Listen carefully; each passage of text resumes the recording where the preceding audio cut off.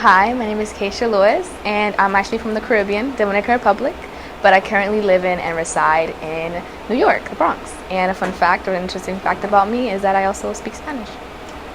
You could say that I primarily speak Spanish at home with my family, but then occasionally I speak it with my friends. I think there are many factors that contribute to that, but I feel like personally, to me, something that keeps me to continue to learn Spanish and not kind of forget it, because obviously since I live in New York, I speak English most of the time, is having that connection with my family members. So whenever I'm around my mom or my sister or my aunts and uncles or dad, I always speak Spanish, and that it's like keeping me my roots and keeping me like in tune with, you could say, my culture, which is Dominican. So I think primarily if you continue like that habit of maybe speaking to your close family members, I think that would be one way of it not dying out. But then again, it could also be maybe you were just not close with them, or you don't have the opportunity to have that type of outreach.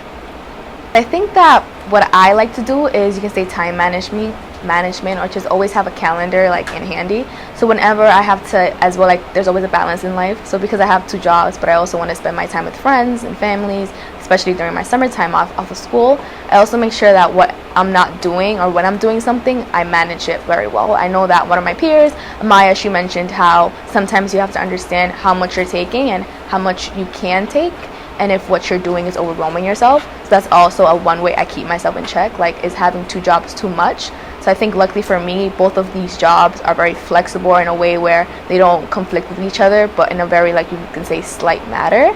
So as well as what I like to do is measure my time and measure how well I manage my time. And if there is any point where I become overwhelmed or I become overstimulated, I then make sure to take a step back or a couple breathers and then find a solution. I think that mental health can take a toll, or can take a toll of how much your productivity.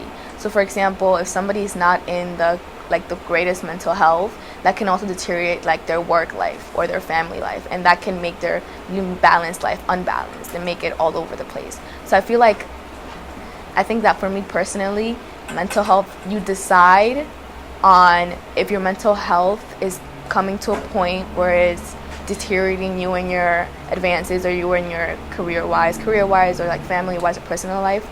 It also depends on how much that is affecting your life personally. So if it comes to a point where you actually need to like realize that and maybe like talk to someone, then that would be helpful, so then you can get back on track to managing your time, for example.